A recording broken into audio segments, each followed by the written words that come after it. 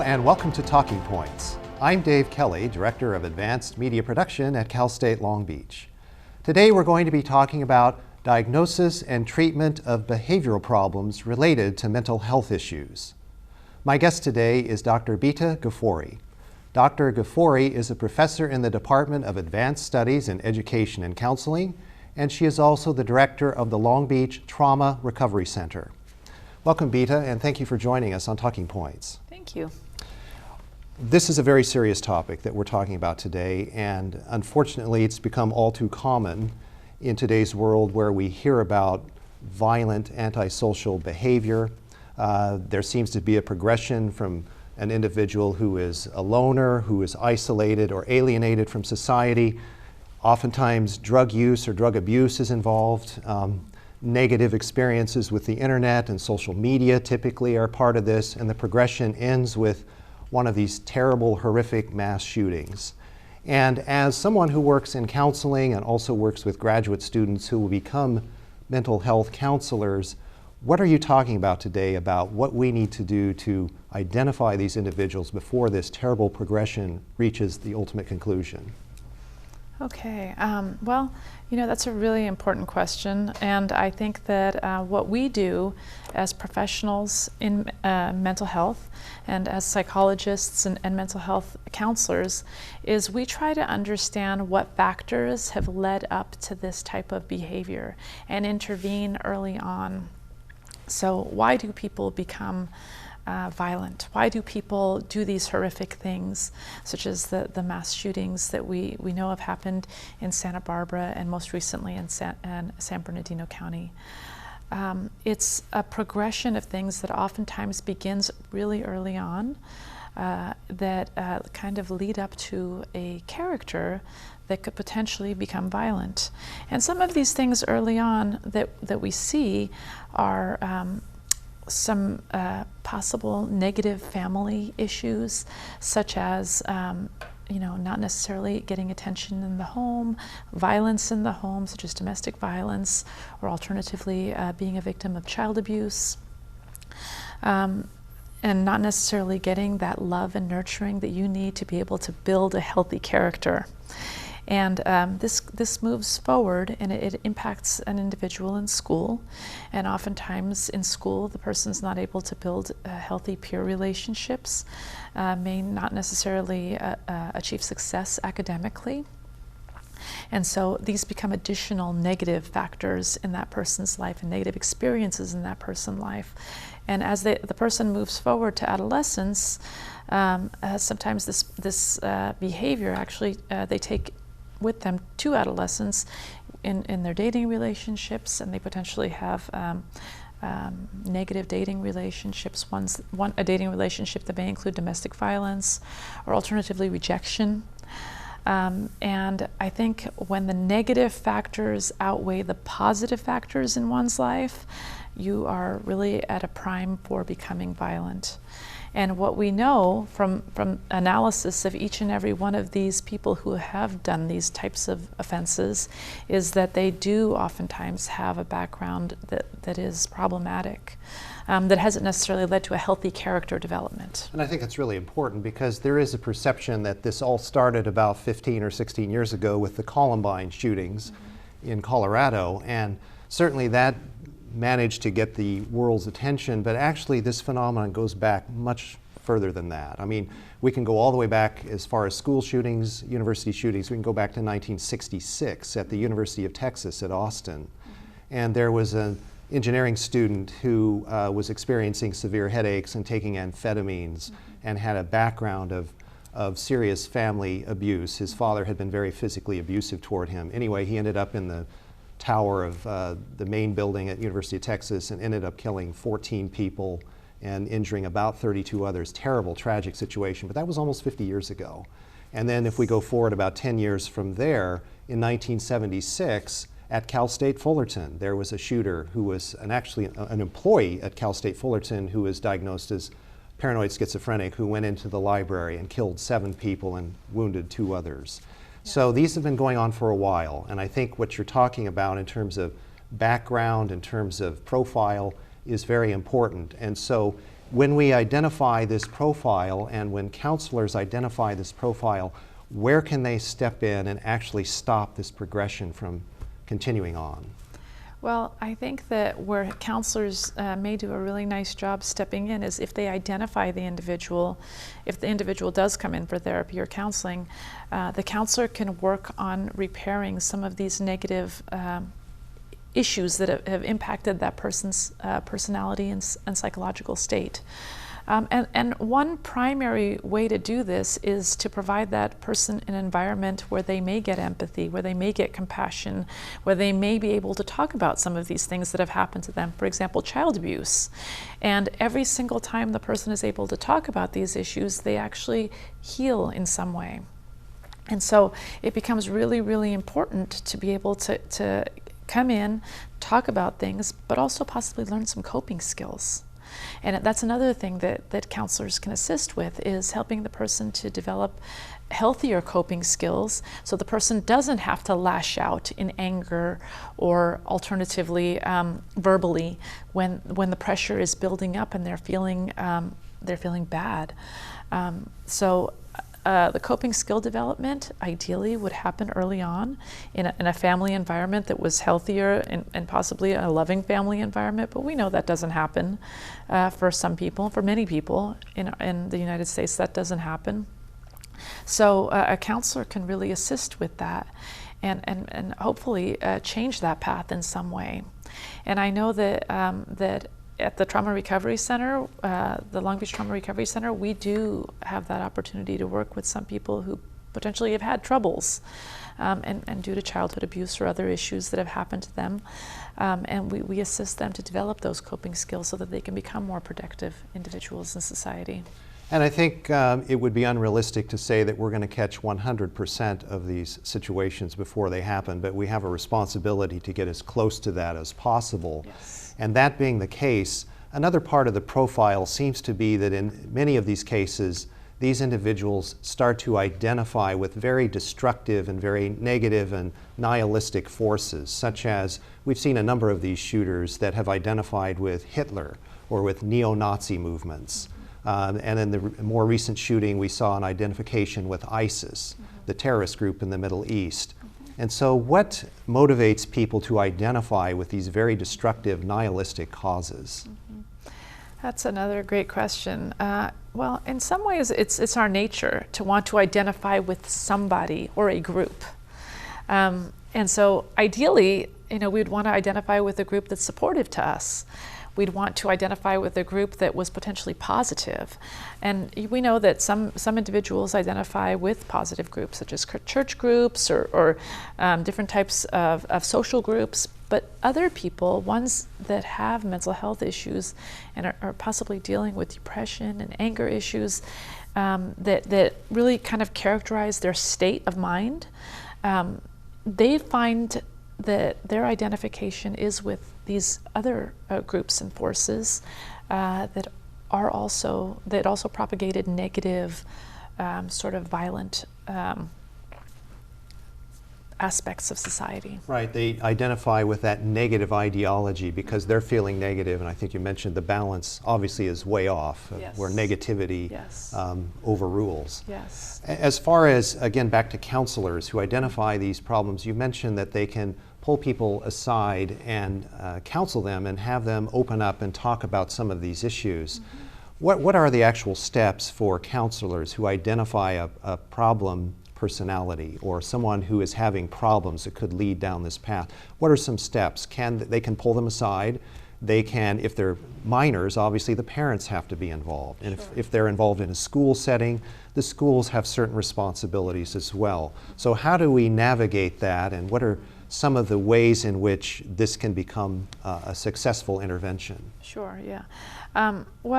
Ideally, you would want people to be able to know that counseling is an option, but unfortunately, there are many groups who don't see that as an option, especially ethnic, racial, minority groups and other groups that potentially haven't necessarily had access to mental health services. So I think the number one way is to educate people on how mental health services can help.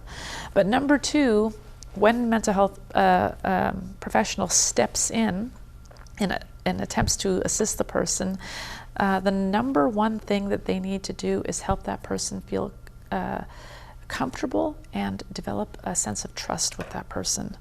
And once that, what we call therapeutic rapport, is established, I think that that kind of lays the foundation and the groundwork to be able to intervene in the way that that person needs intervention. For some people, it will be coping skill development. For other people, it will be an environment where they're able to talk about whatever happened to them, and then assist with a shift in perception.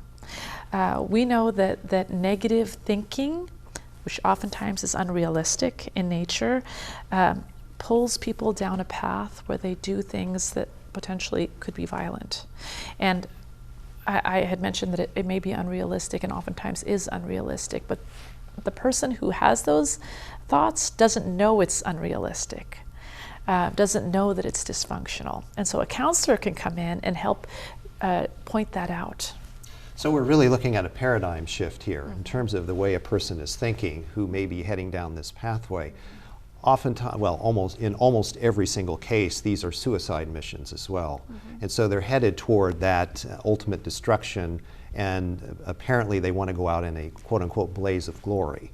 And so that's the delusional, unrealistic aspect of it, I think, is what you're referring to there. Yes, yeah. Let's go back into the role of the family for a moment. Yeah. If they're coming from a background where abuse is ongoing in the family environment, how do you separate that? How do you separate the individual out from the family and be able to make that kind of progress? It would seem to involve the entire family in that case. Oftentimes it does involve the entire family, and if the abuse is ongoing, the way that we as mental health professionals get the child into therapy, or alternatively a family member into therapy, is it's often court-ordered. So somebody along the way has gotten into trouble, and so when we get families, whether they're court-ordered or not, and we know that there's ongoing abuse, the number one thing we do is provide a lot of education with respect to the short-term and long-term outcomes of abuse. And families are often shocked because they're in it and they don't understand the impact this has on children, even though they may have experienced this themselves as child. And so really that education piece is very, very important. So we tell people that, you know, that this could be stopped. You could have a very different path. Your child could have a very different path. And the way to do it is to, first of all, stop the violence in the home at the moment. And then second of all, when you have issues, we'll help you to develop some ways to deal with those issues. We'll help you to develop a stop button so your anger doesn't become a lashing out and an act of physical aggression in some ways. And so these become learned behaviors, and we assist with that. Okay, on that note, we are going to have to go to the break. And when we come back from the break, we'll talk more about the role of the family and the rest of us in creating what was once referred to as a kinder, gentler society. Stay with us.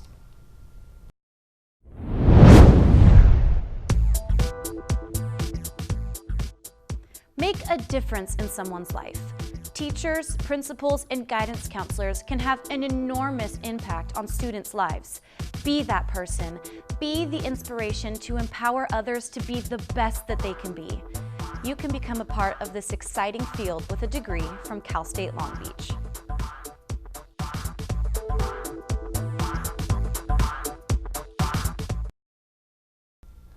Welcome back to Talking Points. I'm Dave Kelly, and my guest today is Dr. Bita Ghafoori. And Bita, before we went to the break, we were talking about family involvement in these cases where things obviously spiral out of control. And there's a couple other aspects of that we should probably pursue in terms of analyzing this.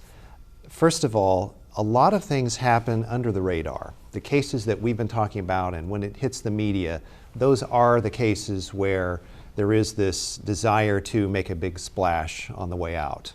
And but a lot of crime occurs, a lot of violence occurs, a lot of antisocial behavior occurs below the radar, and we might even be talking about sociopathic behavior, where the thrill is getting away with it, as opposed to being exposed to the media and going out in that so-called blaze of glory. Talk about that for a moment, if you would. Well, you're absolutely right. A lot of things do happen under the radar. In families where the environment is oftentimes closed, people don't necessarily hear what's going on outside of the walls of the home.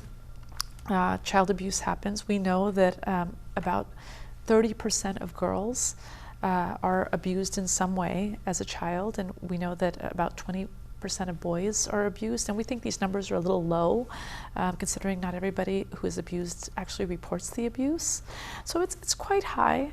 And your point that a lot of things happen and don't necessarily get on the media is very, very true. And we know that people who are abused and come from these violent homes and potentially have violent tendencies themselves, sociopathic tendencies, may act out on this starting early on in childhood, potentially in adolescence, and oftentimes progresses to adulthood, and they do terrible things and maybe in and out of jail for crimes that have occurred. We never hear about those crimes, but they happen even more so than the ones that we're hearing on the media. And I know that we've talked to other folks in the criminal justice system, and they have confirmed that many people in prison or in jails, a similar number, something along the lines of 75%, have substance abuse problems. Mm-hmm. So you've got a couple of things at play here. One, the substance abuse, and the other, the physical abuse in the home, and you put those two together, and it makes for a potentially bleak future for some of these individuals. Yes. And as a counselor, are you able to identify when those kinds of dynamics are occurring? Yes, yes, we do assess for it. So we know that substance abuse and other types of abuse, childhood abuse, physical abuse, domestic violence, oftentimes go hand in hand, and violent behaviors. It's oftentimes introduced relatively early on in a person's life. In fact, the average age for starting use of substances has gone all the way down to about 13 years old, which is quite young. What do the substances do, and how do they interact with this violent sort of tendency? Well, unfortunately, people are using substances as a way to cope with these very, very difficult feelings that they may have, possibly unresolved feelings from their own abuse histories. And so they don't have the skills to cope in a healthy way, so the substances numb them out, self-medicate them in some ways, but also actually allow them to be able to act in behaviors that are potentially violent. And so we know that these things go hand in hand, and when we treat individuals who have these types of issues, we treat substance abuse issues alongside of other mental health issues. We call them comorbid issues.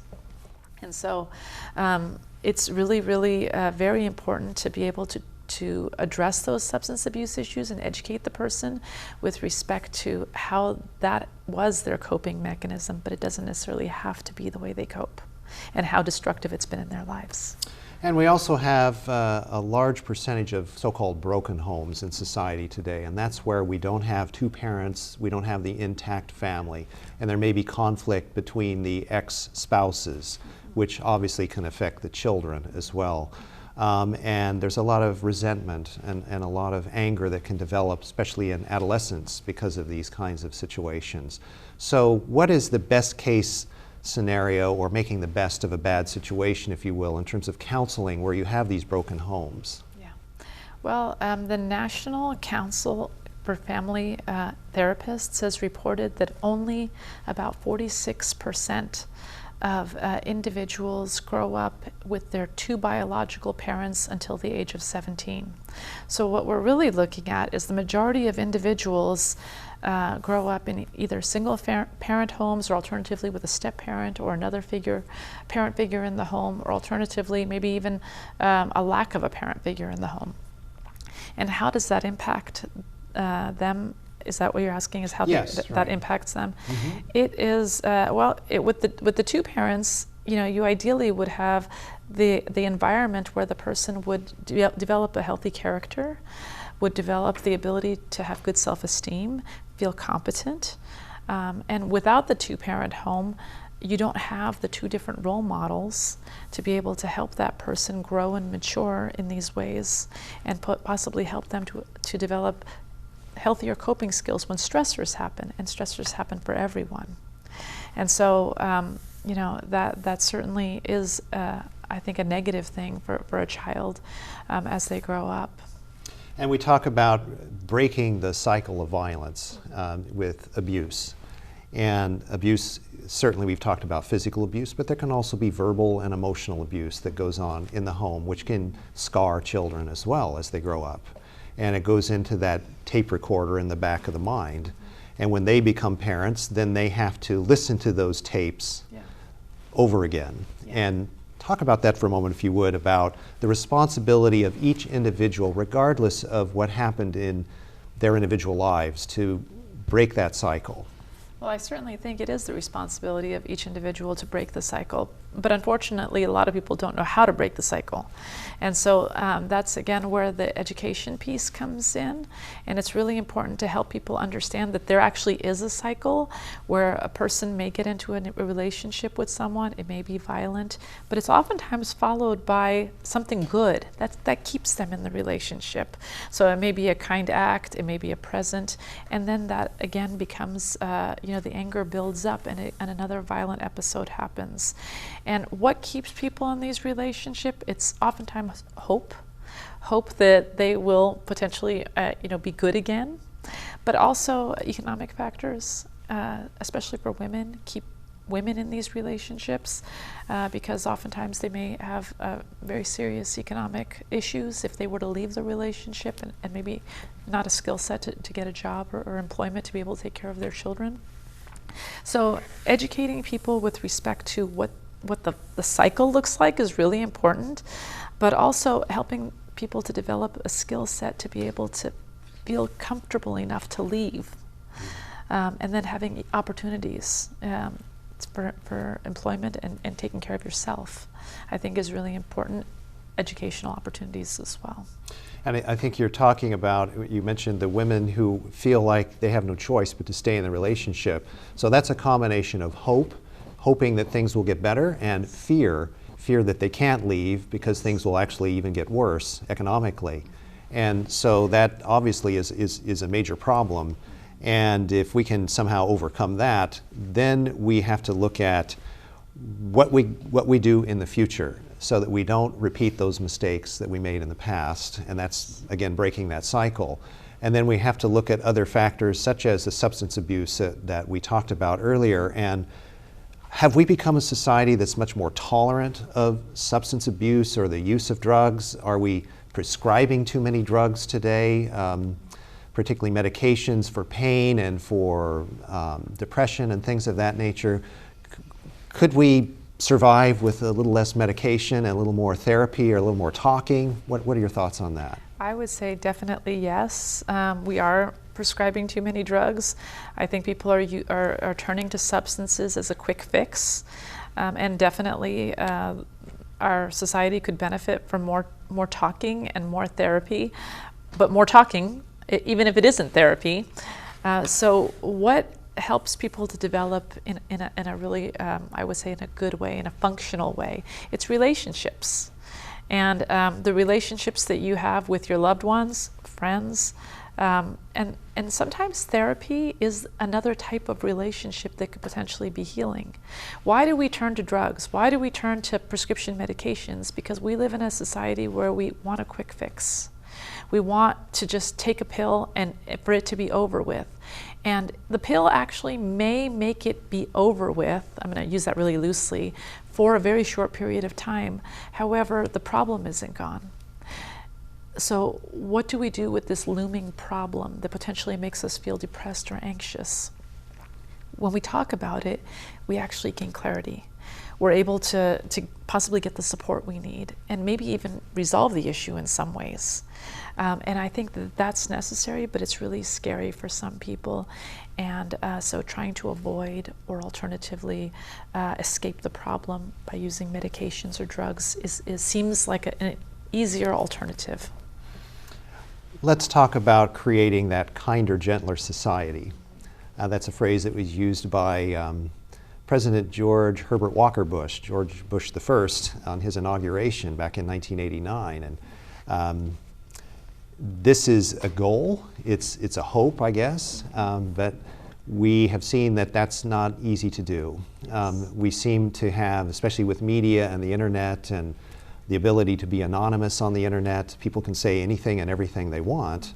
And we don't necessarily want to curtail people's freedom of speech, but at the same time, we want our society to be functional and for people to be able to get along at a level where everyone can prosper and do well.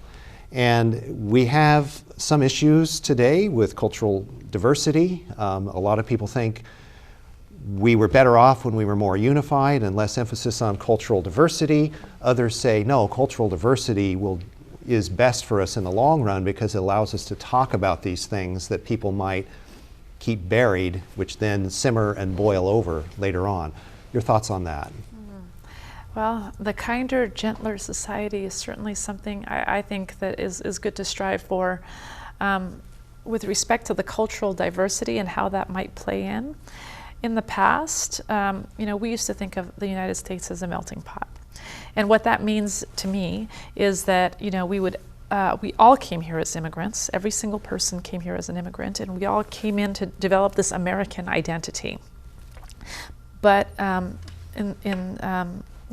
more recent, in more recent times, that has changed. And now we are focusing on assimilation instead of that melting pot idea, where people retain their own ethnic identities, their own cultural identities, and they live in a society where ideally we would all respect that, but that doesn't necessarily happen all of the time.